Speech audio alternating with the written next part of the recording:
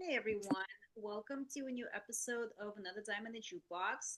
And today, my guest is a California based photographer, videographer, behavioral therapist, DJ, and aspiring book writer, Bryan Lopez. Bryan, thank you so much for being on my show. Thanks for having me. I'm honored. Thank you. Well, it's an honor to have you on my show. Like, honestly, I'm so glad that you and I talked when I went to see Johnny Nasty Boots play at the Three Clubs last Thursday. I mean, definitely, it's been a while since I've been able to not just like hang out and talk with, but to actually like collaborate with someone who works in the same realm. Like, it's really cool that you're a photographer, you take pictures of artists, and you're also working on a book that's going to be about the blues scene in LA, from what you told me. Absolutely, I can expand on that. So the working title is called My Eyes Have Seen You. Mhm. And the idea behind it is that I'm gonna it's gonna be a series of interviews across people in multiple mediums. So people who are artists, aka musicians, bands, writers, directors, other photographers, DJs, label owners, club owners, and the idea is to interview them and to get a sense of blues histories from their perspective. Any individual stories they might have, anything that could be interesting to share with people. And the reason why I'm doing this is because I want to highlight uh, players that are active right now that you can go out and support. You can buy the record. You can go out and do their show. But also acknowledging and respecting the history of the blues tradition that came before. Mhm. So it's kind of like something new, something old.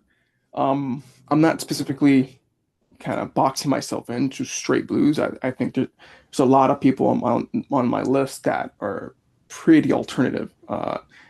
And I just think that if if I like their record, if I like their article or their film or their records, I want to have them on. That's basically the only rule that I have for this project. Anything else is kind of open and it's cool with me.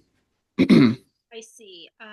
So, are you going to be the people that you're going to be interviewing for this book?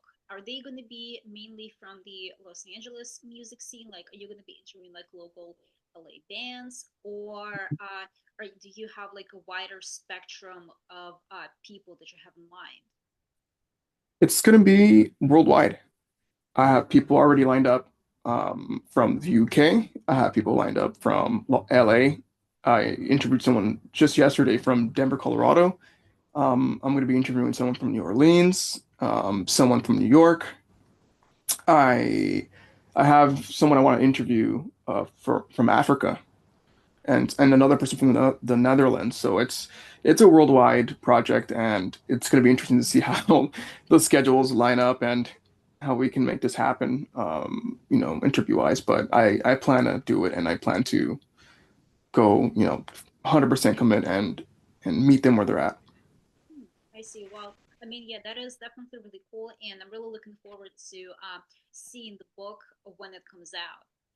So I actually do have a question for you about the book. That's at the very end of my interview, but let's go ahead and I'm gonna start asking you the questions in order. So my first question for you is, how old are you?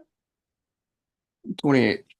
I see. Yeah, you told me that when we met, but I just like honestly think that our listeners should definitely hear it. And I always ask pretty much all of my subjects their age because I think it plays a pretty important factor in telling their biographies. So yeah, thanks for answering that. And where do you live in California again?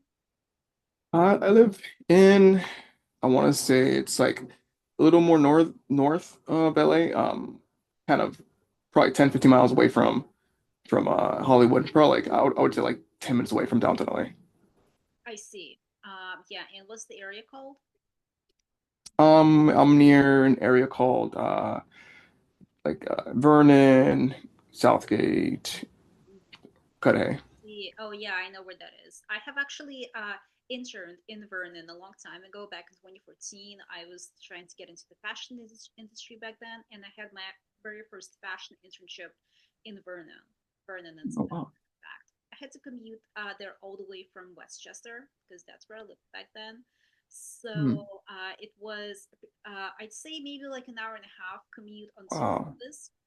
So like I have a pretty good idea of like what it's like. It's I mean I never actually got to see what the residential area of Vernon looks like because I only ever got to see the place where all of the like corporate offices were, and I mean it's a pretty dirty place to say the least. I mean, Hmm.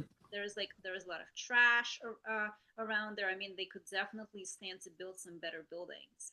But the manager that I had at the time, she told me, well, people only ever come here to work, so that's why Nova ever bothers to clean this place up, make it look a little nicer. And honestly, it's kind of a shame. I mean, just it's definitely, at least the last time I was there, it's definitely pretty run down. I mean, it was um, pretty run down. So I haven't been there Hmm. since then. Haven't been there in like over a decade. So I have no idea Hmm. what it looks like right now. Probably looks pretty much the same. Well, you live there. I mean, pretty sure you are aware of it. But I mean, anyway. Um, Yeah. Yeah. These places kind of, at least in my area, it's gotten better over the years. When I was young, it was definitely rougher, due to gangs and that kind of activity. But in my opinion, it's gotten a little better. I see. Well, I mean, at least it got better. That Hmm. Um, so have you always lived in California, in that area of California? Yeah, born and raised. Hmm, I see. So you told me that you've been a photographer for over 8 years. So do you mainly Mhm. do music photography, or do you have other themes for for your projects? Mm. I've I've done many kinds of photography. I've done music. I've done sports. I've worked in the gaming industry. I've done weddings.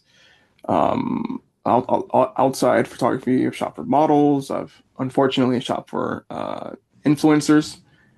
Like multiple kind. Did I say weddings? Weddings as well. So multiple forms of photography, but my bread and butter is with sports and with music. I see. Really cool. Really cool. So where do you shoot musicians mostly? Do you mainly shoot at like small music venues, or do you do large events like festivals also? Both. I see. Cool. Yeah. I mean, the wider your spectrum is, so to say, the more successful you are. What was give me like an example of a music festival that you've shot at. I've shot at been fortunate enough to shoot at multiple festivals over the years. The very first festival that I shot was a festival called Vintage Vibe in Arcadia. This is as the name suggests, kind of older style festival. So there's jazz, there was ragtime, there was blues, there was soul, funk, gospel, and the lineup was excellent. I recognized a couple of the bands, and it took place in a 1940s. I want to say it was a horse racetrack, and it was just amazing. Like the building hadn't been touched in 40 years, infrastructure wise, and I walked into the restroom and it was just this long hall with this long tub. No, for no urine, the urinals didn't have any dividers. It was just a long tub, and I was like, "Oh man, this is crazy." This is like step back in time. And yeah, that's one festival I've shot for. I've shot for another festival recently, last couple of years called Smokestack Lightning Festival. This was a blues-oriented festival. I've been lucky enough to shoot. Shot a lot of excellent bands. Some of those bands I will be interviewing for this project. Um, that was in LA. That was at the Regent Theater. I've also shot for a festival called Bluesapalooza, which is 330 miles north from me. It's in the direction of Death Valley. That features the biggest names I've shot. So I've shot Tom Hall, uh, Alan Stone, Eric Gales, Samantha Fish, Kingfish, Charlie Musselwhite, Elvin Bishop, um, Larkin Poe, um, and more. But that's been one of my favorites. It's definitely one of my favorite gigs of the year. 100%. It's the community's great.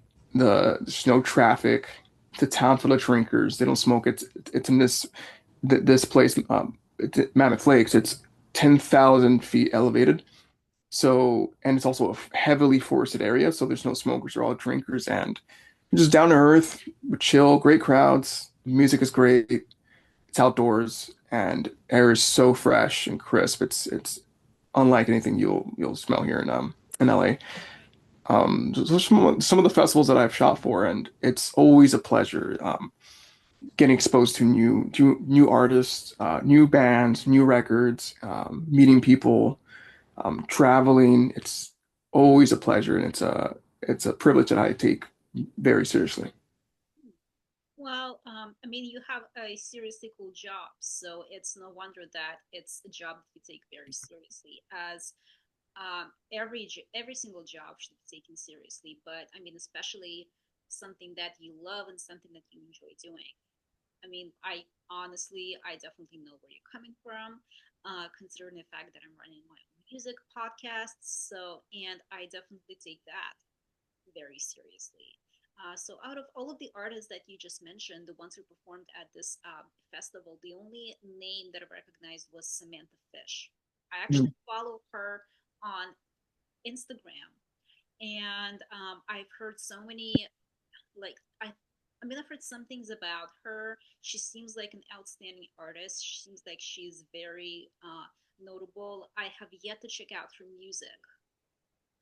And another thing that I would have to do is I would definitely have to attend a music festival one of these days because I have a lot of experience with going to hear live music at clubs because it's more of like an intimate event because clubs are smaller and it's basically just like a more intimate, less crowded space. And that's why I like them so much. But with music festivals, I guess that I have been to a music festival once in 2013. I went to see this Kiss tribute band called oh my gosh, I completely forgot what they were called. Kissmania, maybe I think that was the name. And it was at a music festival in Newport. So I went there with my mother. She drove me. And yeah, I definitely remember like walking around with her at the fair. I had some fried food. Remember rocking out to Kiss songs, but like I said, it was a while ago. So I have kind of like a hazy memory of that experience, but I should definitely visit more music festivals. Yeah, they're great. I like to go to more smaller DIY festivals. I'm not like you'd probably never see me at a Coachella if it's unless with the exception of work. That's the only way you would ever see me at a Coachella or anything like that. I'm not super hip to these top 100 artists. I listen to records that unfortunately they don't make that list. And so, when I see these Coachella lineups, I don't recognize more than half of the lineup, and if I do, it's not to my taste. So the festival thing is it's interesting because there's a lot of pros and cons. For the artists specifically, if you're an artist playing a festival, just no sound check, shorter sets, and a lot of travel usually. But it's cool. I really like it. Getting exposed to a whole bunch of records, and a lot of the time they're outdoors, so you get that experience too. Um, and in terms of the smaller venues, the clubs that I came up and really practiced at and honed my craft at was venues like the Whiskey a Go Go, that it's internationally famous and has a legendary legacy of hosting artists of many kinds. And that's where I really worked on my craft and practiced and put in many many hours shooting the rock and roll scene there. It's got to be my favorite venue of all time, Whiskey Go Go. But there's also lots of great smaller venues here in LA that I would highly recommend to people to check out. Rock and Lounge, Redwood in downtown LA, um, three clubs in Hollywood, um, There's many. There's so many that come to mind. The Regent's great.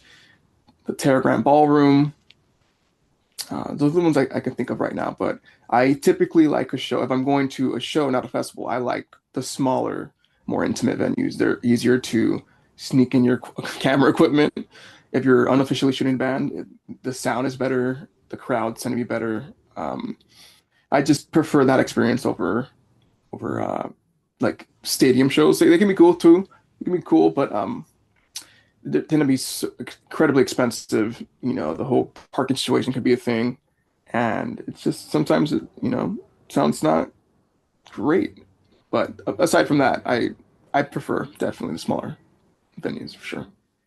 Yeah, I mean, yeah, I definitely know what you mean. I've been going out to clubs in LA for almost a decade now, and I have been to a lot of them.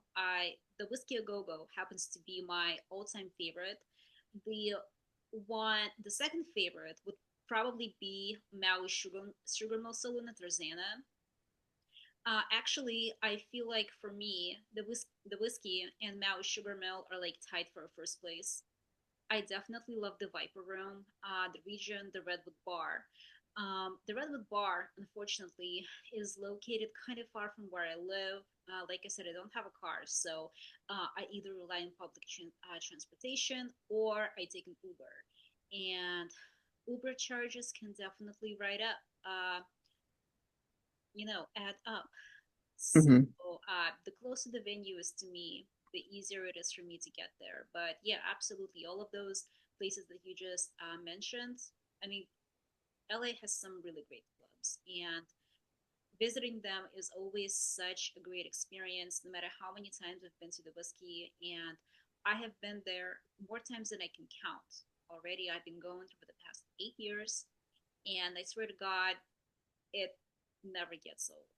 Well, I mean, I don't know. Maybe by now it has gotten a little bit um too old for me, kind of like a routine. But honestly, for the most part, that magic is pretty much there. It's a great club, and it definitely has a really amazing legacy. I mean, so many artists have performed there. The Doors have performed there for the first time. Red Hot Chili Peppers, The Runaways, uh, Zeppelin, yeah, God bless. Eminem, so many Van Halen. Um, just it's got an incredible legacy, and it's kind of the epicenter of the rock scene here in LA, and it's kind of always been since the 60s. I think the whiskey just celebrated, I want to say it was the 50th or 60th anniversary, and 50th, I think. um, was 50th? Yeah, the Yeah, 50th with the Doors, Canned Heat. My buddy Johnny Nasty Boots was fortunate enough to open up for Strawberry Alarm Clock, and yeah. yeah, just amazing history there. And we're fortunate enough that we're close enough to its 50th anniversary that some of these players who were there since the beginning are still around and still playing songs and still performing live for people. And we're here 50 years later to still be able to witness it and share that the music. Absolutely. I mean, Robbie Krieger still plays there. I actually saw him play live at the Whiskey. I want to say it was about 2 years ago, maybe. Yeah, something like that. And yeah, it's totally like crazy how Johnny Nasty Boots opened up for Strawberry Alarm Clock, which is I think they first originated in the '60s, and it's amazing that they're still around. Yeah, I actually want to do an interview with Johnny. Uh, where I'm going to ask him about that specific show and what it was like to open for such a legendary band that has been around for such a long time. But unfortunately, Johnny hasn't scheduled an interview yet with me yet. Hopefully, he will soon. Hmm. Um, Yeah, I'll definitely mention your name to him. He's pretty open. He's a really nice guy, and I'm sure he'll love to come on and talk to you. yeah, I mean, I actually already interviewed Johnny once, almost a year ago this past fall. And the main reason, like I said, why I went to the three clubs last Thursday was so that I could see him perform. Johnny and I are kind of friends. I mean, I don't know. Ever since I saw him play live for the first time at the Whiskey, I've always followed him around on social media, and so like naturally he knew about my podcast. Like I said, he was a guest on my podcast almost a year ago. So him and I know each other, and so there's no need for you to mention to him who I am. He knows, trust me. It's just that like I actually already like messaged him after I went to see him play on Thursday, and I was like, hey, so when will you be available for that interview? And he he asked me like when would be a good time for me to do it this particular week, and I said I'll be free on Tuesday. He never responded to that. So I mean, he must be a busy guy. I get it. I'm friends with a lot of musicians, so I know how busy they can get.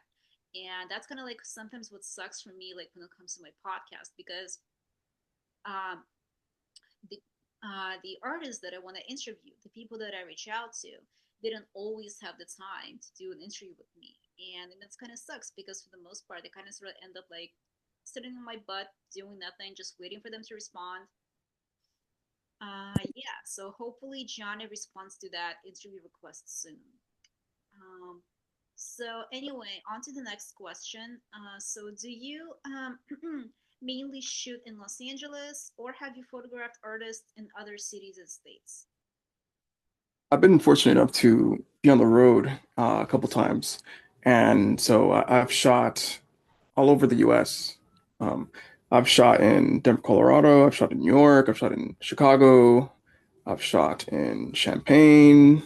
I've shot in many locations that I don't remember exactly because we were moving at such a speed that we were hitting a new city pretty much every night or every other night. And so we would drive to a city, load in, sound check, have a meal, shower, and then hit the show and go to sleep and do it all over again. Drive to the next city. And so it's kind of a blur when life is moving that fast, and you know it's kind of hard to categorize these places by name. When you're moving at 80 miles an hour or something like that for 6 hours a day. Well, But to answer your, I'm sorry, but to answer your question, a lot of the up north, a lot of the Midwest, going towards Detroit, going towards New York, and coming all the way down. hmm, I see. Okay, sounds really cool. And yeah, that's exactly what I've heard from so many of my friends who have toured a lot. It's basically it's an experience where you only move from place to place to play your next show. You don't really get a lot of opportunity to travel, so to speak, and actually go out and see the places that you're traveling to. So, I mean, that's what it's like. But hey, maybe sometimes you do get to do a little bit of sightseeing and actually, like, see the places that you go to, see the country, but it's still really cool. Um, okay, next question. How and where did you learn photography? Um, I'm completely self-taught. I did take 3 classes of film photography. I've never owned a film camera. I Mm-hmm. took 3 months of that class, and that kind of told me that professor was excellent. His name is Richard Chang, and when he taught the class, he was probably 60 years old, and he taught me how to hold a camera, how to position it, how to frame a subject, how to expose correctly, how to direct people. He taught me so many lessons that I use every single time I pick up the camera, and it was instrumental. It was critical to learn what he taught and to maintain those lessons. The next semester after that, I took a digital class, and the teacher wasn't great, and it was a digital photography class, and he was not the best teacher. He had a pretty bad temper, and so I just ended up dropping the class. He just wasn't very good, and um, for me personally, if you're teaching something, I think it's important to be able to display your work. And for some reason, he didn't display his work. I don't know why that was, but Weird. but to answer your question, how how did I practice and how did I you know hone my craft? Just through shooting, through trial and error, going to venues of bands that I liked and shooting, a lot of the time early on, unofficially, just sneaking my camera in if I had to. Shooting, reviewing with photographs, reviewing settings, then on the spot, realizing that the stage is an incredibly dynamic photo situation. Subjects are currently always moving, lights always changing, colors are changing, the lights are coming in and out. Subjects are, depending on the kind of music you're watching, it could and the artists too, they could be moving wildly and crowd surfing, or I've shot artists that jump down from the stage to the ground floor, play in front of bands. Oh, sorry, in front of the people. Like Kingfish, for example, he plays a wireless guitar. He'll come down from the stage to the people and just play in front of them. People will form a circle around him, and it's just you never know what to expect. It's kind of a interesting, dangerous situation, and that's what I like about it. It's dynamic. No two shows are ever the same, even if it's like the same artist and same set. Everything's always different, and it's challenging in that regard. Yeah, I mean, I'm practicing photography myself right now as we speak. Technically speaking, I have only had about two classes, I guess you could say. I mean, the first one I took back when I was 19, when I was going to art school. I went to Otis College of Art and Design, and I took one photography course for one semester my sophomore year. So that one doesn't really count, I guess, because it was more than a decade ago at this point. It was actually 14 years ago at this point. So the latest photography course that I took one course for news and media photography at Santa Monica College because I have an associate's in journalism from there, and I do have a digital camera right now that I'm shooting with, but it's not. It's kind of on the cheap side. It doesn't exactly take good quality pictures, and the reason why I'm so disappointed with this camera is because it's really bad at capturing movement because I already set my ISO to like the highest level it can be at, and the camera still the pictures still come out blurry when I'm trying to capture like a lot of movement. And I noticed that like the last time I tried to shoot was I went to a show at Molly Malone's on May 30th, and I took a bunch of pictures. You can actually see them when you look at my social media profile because I posted it, like I posted them. And I mean, obviously, when you're trying to shoot musicians, it's like they're always moving around the stage. They're constantly in movement, and it's really important so that the camera catches them moving without blurring a part of the image. So as soon as my finances will be in order, I'm definitely planning on getting a better camera. In fact, I actually want to go to an actual store and be like and I'm gonna have a sales associate help me. I'm gonna let them know that I'm planning on taking pictures in a lot of dark spaces, which is really important because clubs are dark and there's a lot of really blinking lights, and that's also another factor. And like that's like one other thing that my camera is kind of bad at capturing because you have a totally dark space, and then around the stage you have all of these like blinking bright lights, which my camera didn't capture really well either. So hopefully I'll be able to get something that takes way better pictures in dark spaces and is way better at capturing movements. Mhm.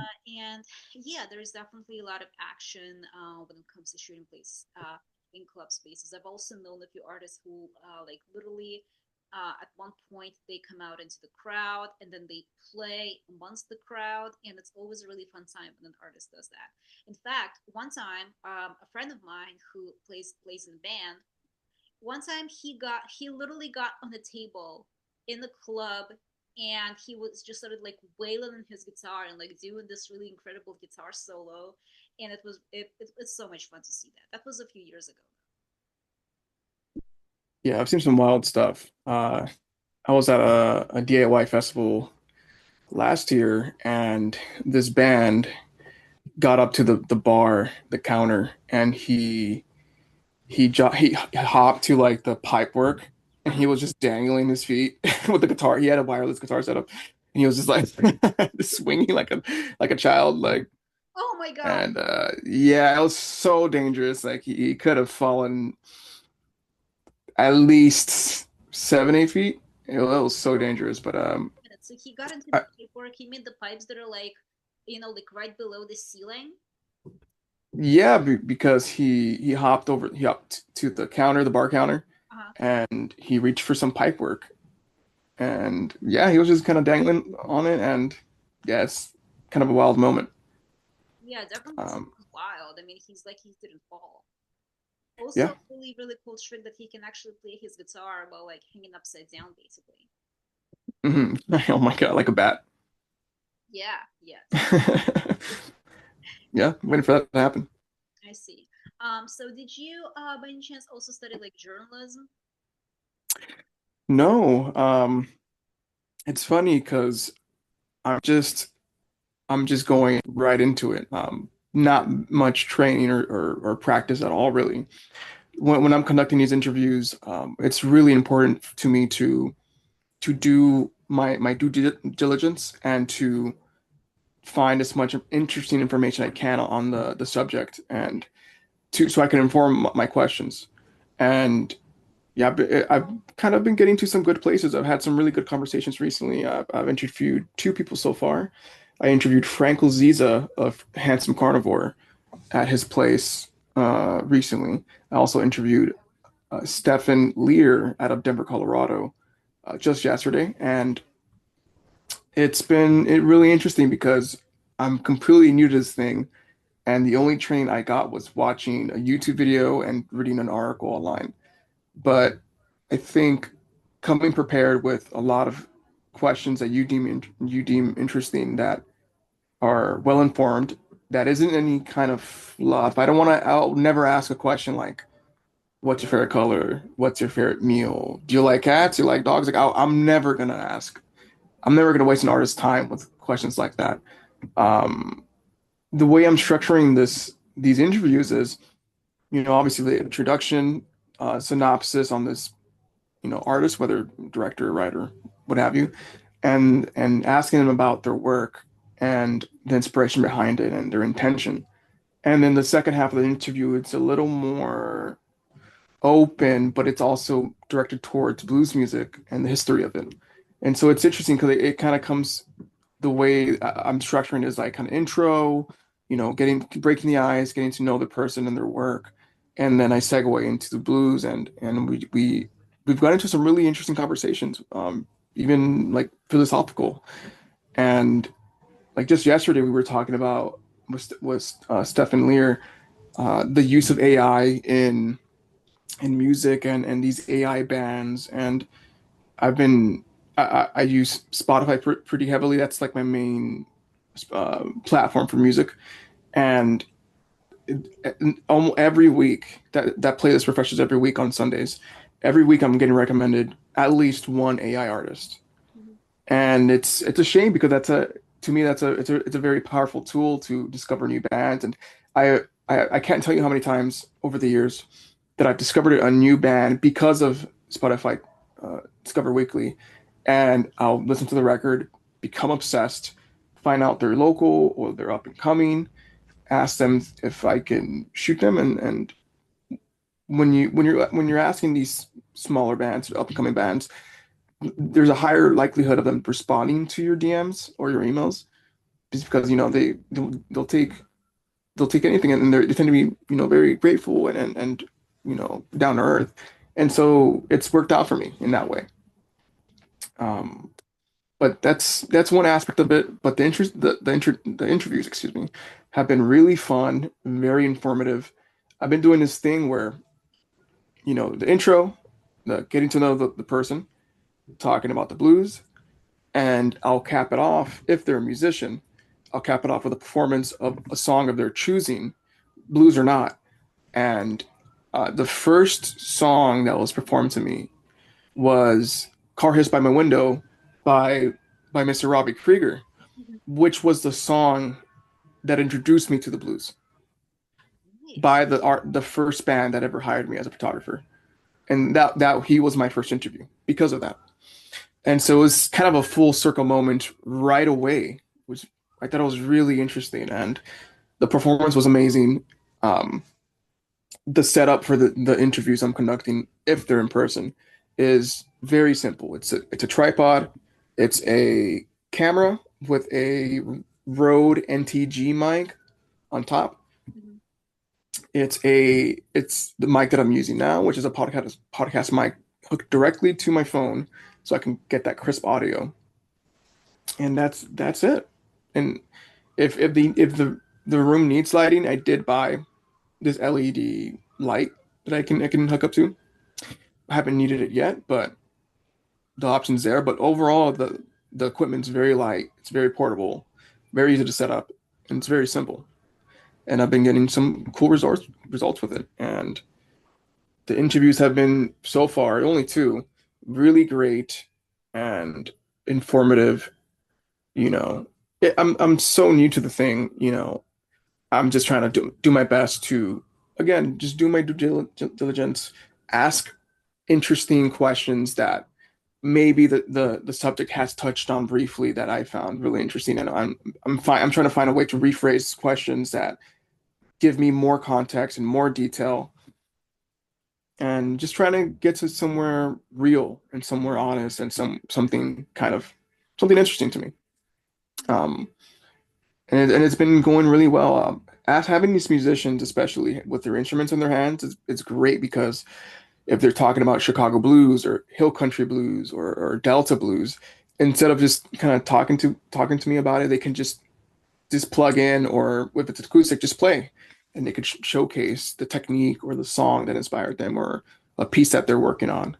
And so it's great. It adds so much context, and it's easier than just listening to a conversation. Uh, well, yeah, it definitely sounds like your interviews have a lot of really great content, and I am definitely looking forward to seeing them. And speaking of which, do you have a platform where you post your interviews? I mean, you said that you only did a couple so far, right? You've only done two.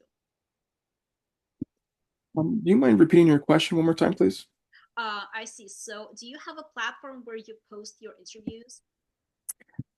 I'm most likely gonna do it on my Framing for Fools account.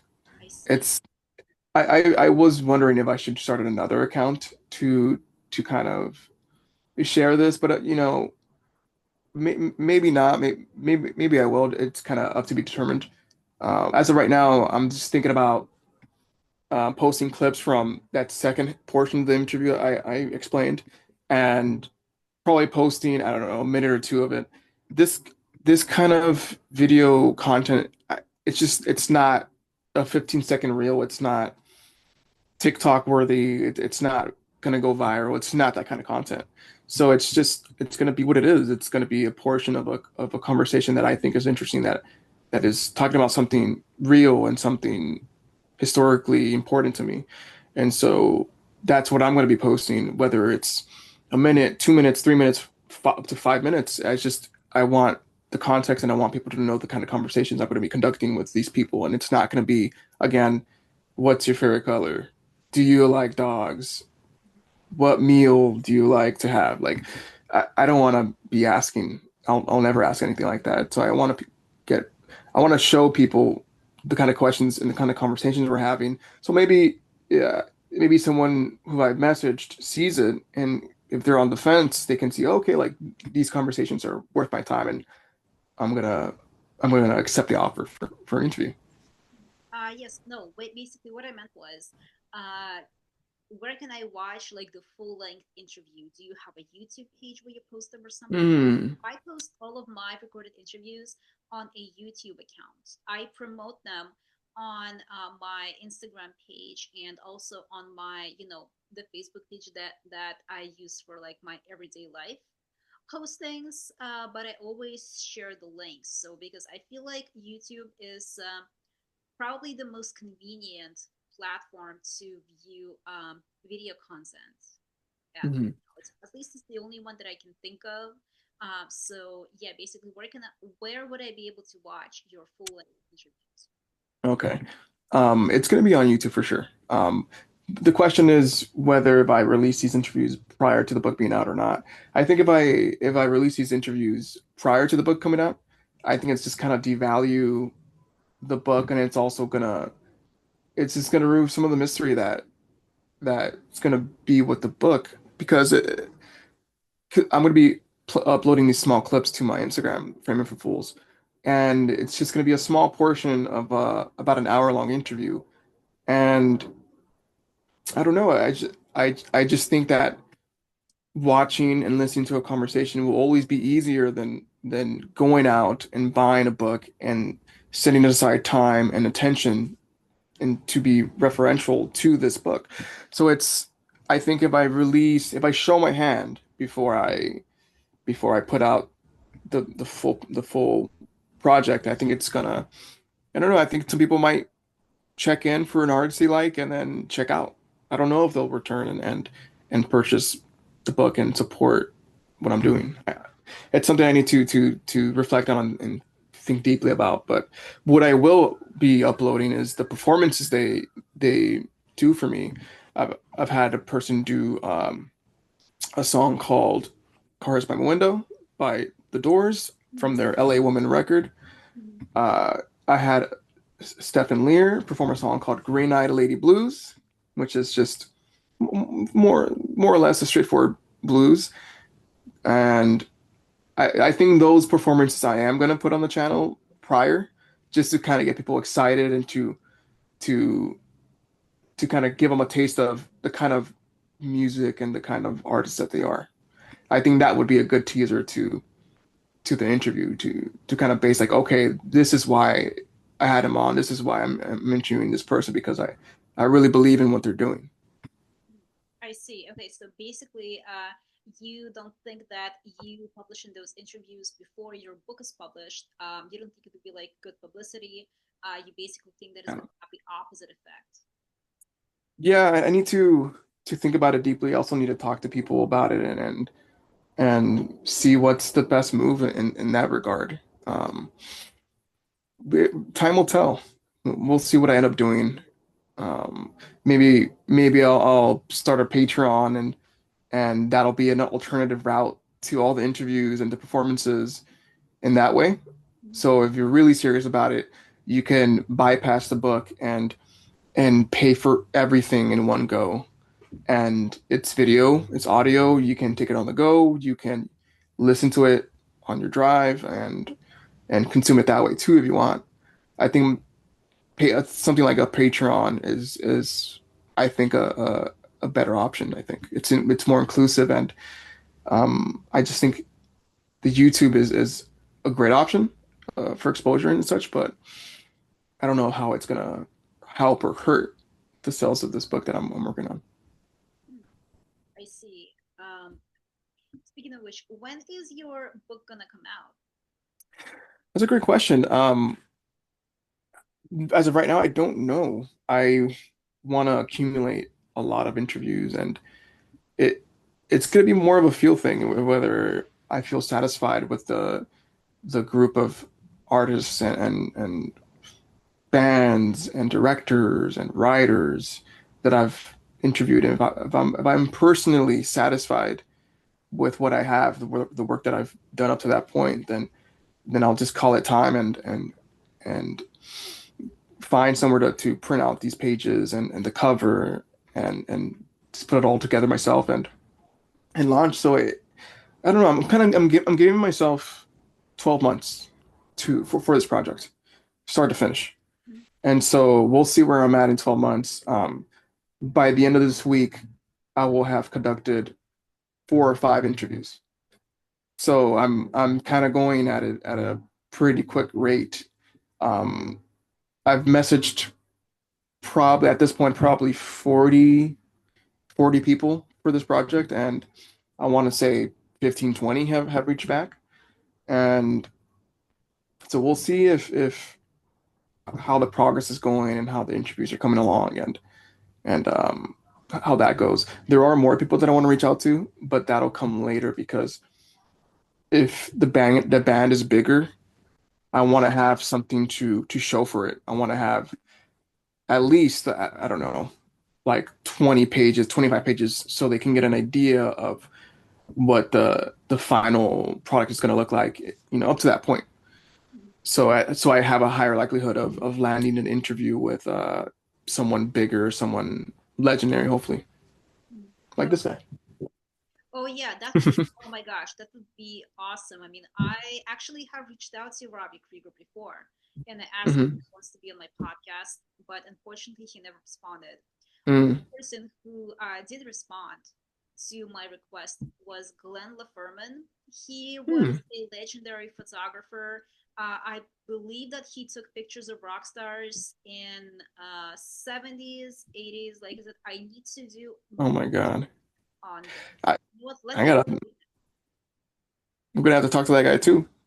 Yeah, Yeah, he has stories. He's seen things, he has photographs, and yeah, he's definitely a person of interest. yeah, absolutely. I mean, he took pictures of Alice Cooper. He took pictures of Guns N' Roses, Lena Mm. Ford. Okay, let me pull up his about page, Hmm. and so that I can actually tell you how long he's been taking pictures for. Hmm. It's like, oh my goodness, damn it, doesn't Take your say. time. At least can't find it off the top of my head. But oh my gosh, he basically, at least he started learning in the 60s. So that Wow. the 70s, 80s, 90s, he definitely took pictures of all of the stars who were big during those decades. And like I said, he took pictures of a lot of really notable people.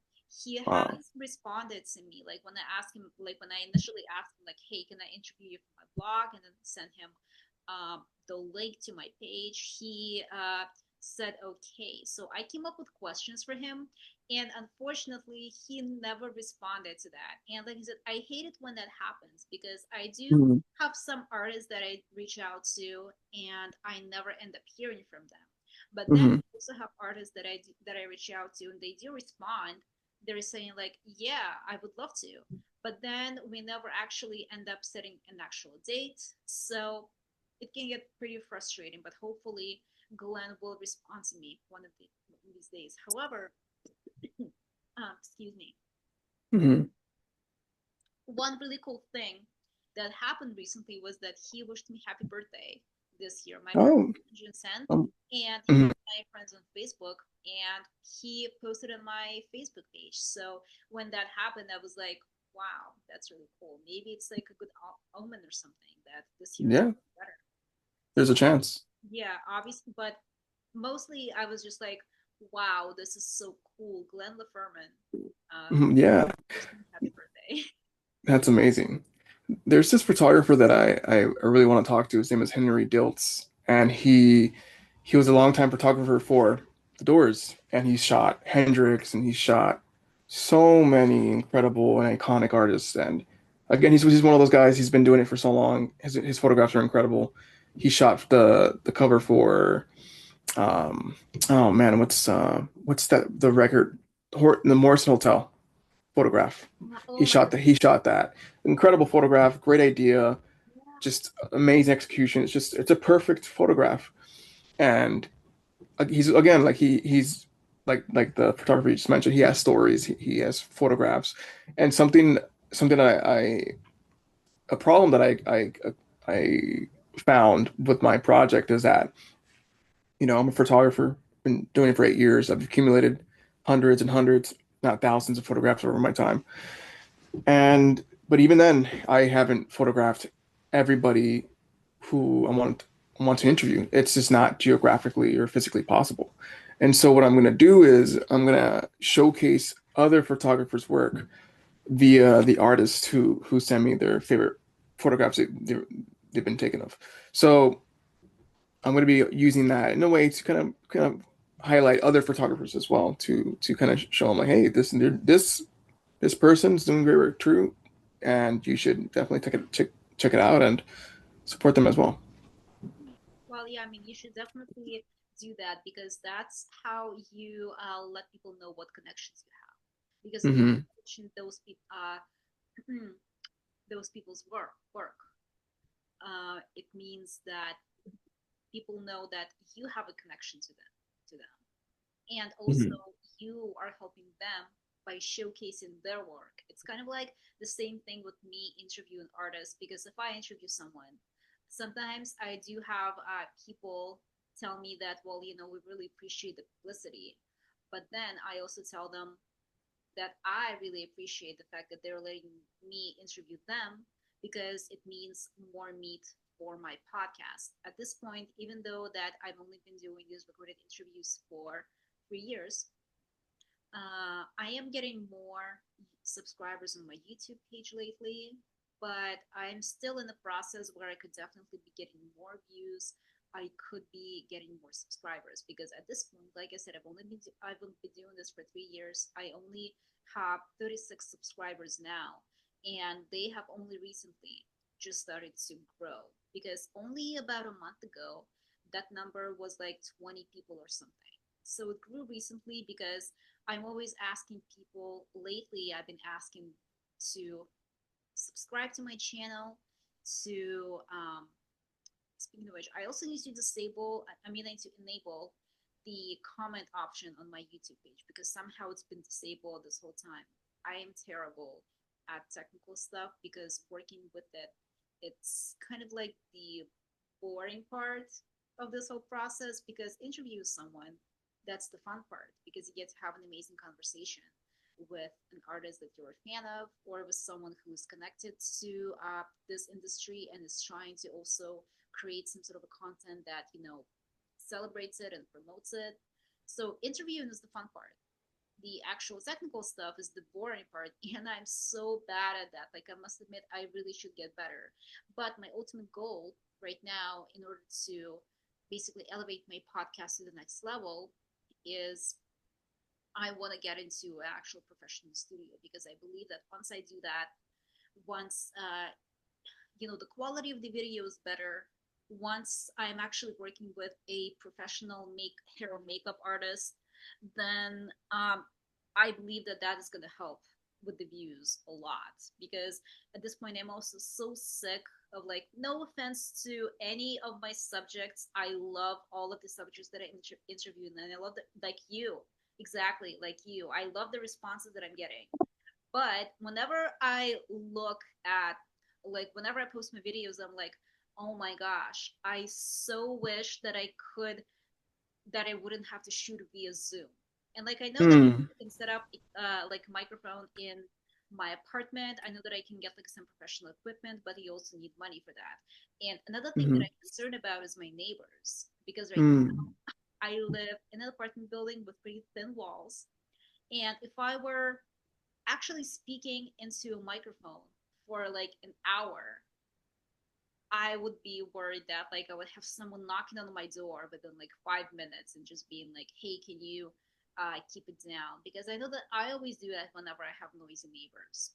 How it Mm. doesn't happen too often, but when it does, it's like I like quiet when I'm hanging out at home. So, Hmm.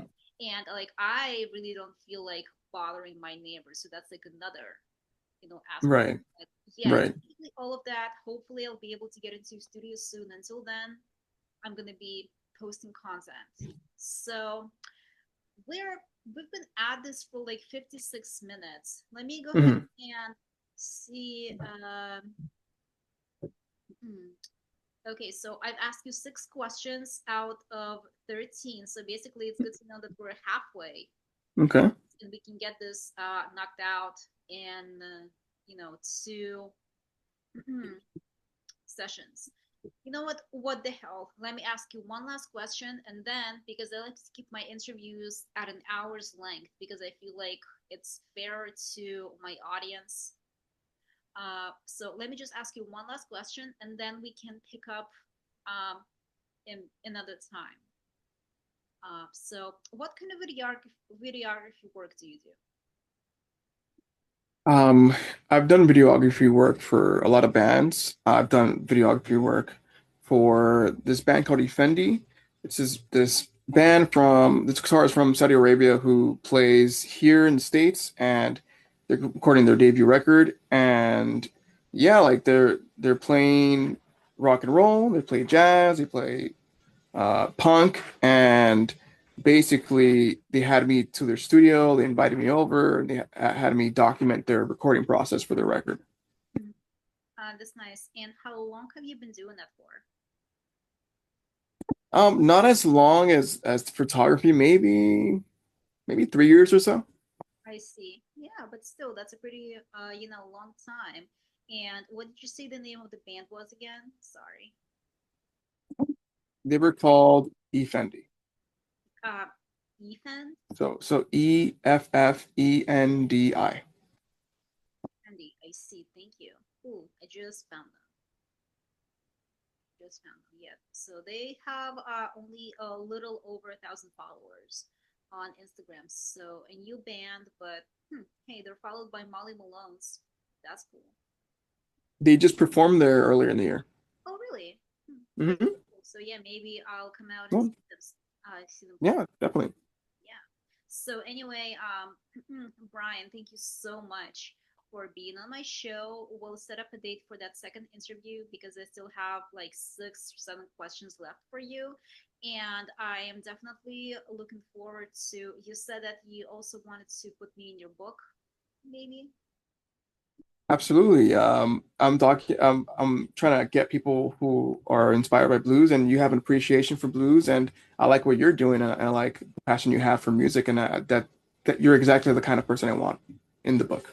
Well, I'm definitely really looking forward to doing an interview with you, seeing what kinds of questions you have to ask me, and finally telling people my story for a change. So, uh, again, thank you so much, and have a good rest of your night. And I'll talk to you soon. Thank you. Talk to you soon. Thank you for having me. No problem. My pleasure. Oh, and before I go, everyone, please like, comment, subscribe, and support me on Patreon. The Patreon link is in the description for this video. Okay, thank you. Almost forgot. I always forget to say it Hmm. every single time. Thankfully, I remembered. Okay, well, bye, Bryan. Bye bye. Thanks for having me.